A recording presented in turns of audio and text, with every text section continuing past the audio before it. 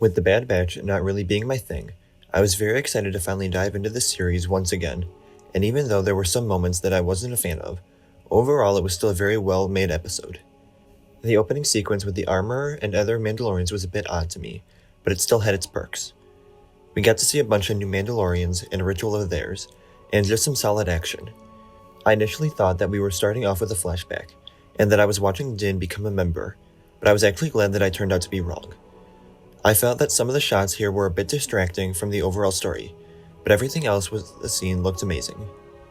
Din arrives to save them from this giant alligator, or whatever it was, and then we see Grogu for the first time in what felt like forever. I'll probably continue to talk more about him as he continues to show up and have some good moments, but it was reassuring and relaxing to see him pop his head up in the N1, knowing that he's still here with us in the story, and that his every appearance still captures the same feeling and emotion from me as a viewer.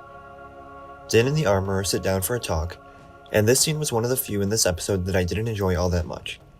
It feels like since the second season, these two characters have discussed the fact that he removed his helmet and has to go to Mandalore multiple times, but with no real progress in between conversations, so it just feels like the same moments on repeats. The crystalline surface of Mandalore was a nice detail, but other than that, it felt like the same conversation that I've heard from these two characters before. We then go to hyperspace, and they knew exactly what they were doing with this tease.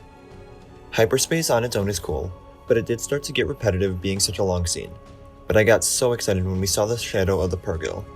It could easily just be a cool Easter egg included in the episode, but I think they're definitely teasing at Ezra or Thrawn appearing sometime this season, which would make sense as we go into Ahsoka following the series.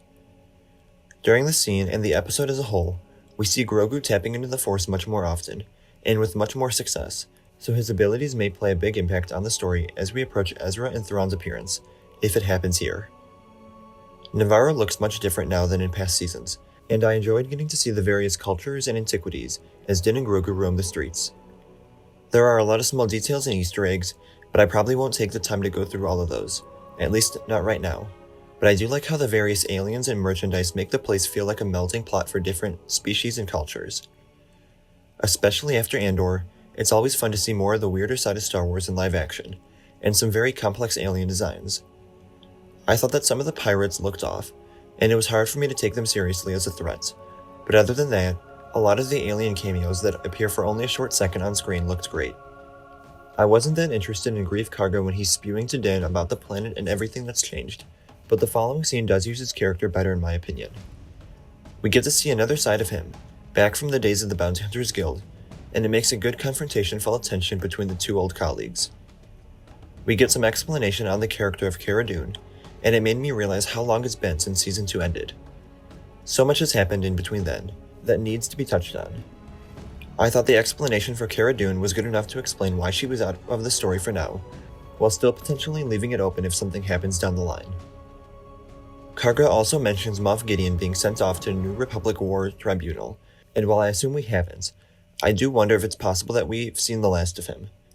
It's impossible to tell where the season is headed after only one episode, but I do hope we get to see more of Moff Gideon, even if it's a separate story away from Din. IG-11 becomes the focus for the next part of the episode, with Din wanting to rebuild him for his quest to Mandalore. It would have been nice to see some character growth with Din, with him being able to use another droid to show that he's become much more comfortable around them after what happened when he was young. But him being adamant that he wants IG makes sense as well, given that what they went through together. We get a short, horror-esque scene after Din is able to partially repair him, and then we get the Anzellans. Karga constantly translating the sentences did start to bug me, as it did to Din, and the scene as a whole didn't feel very special to me, but I loved the moment where we see Grogu pick up and start squeezing one of them. The space action was interesting enough, and then we arrive on Calavilla. I haven't taken the time yet to see if I know the planet already, but we reunite with Bo-Katan here, who is not in the greatest of moods, having seemingly given up with her goal of ruling Mandalore. Her acting so different here makes me interested to see what she ends up doing for the rest of the season, if she truly feels like she's unable to lead Mandalore any longer, at least not until she has the Darksaber. The Apostate kicks off Season 3 with solid action, a few surprises, and good setup for where the story is heading, earning a rating of 8 out of 10. Let me know what you thought of this episode in the comments below.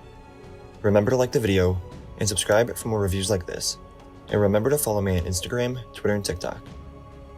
Thank you all for watching, and remember, the Force will be with you, always.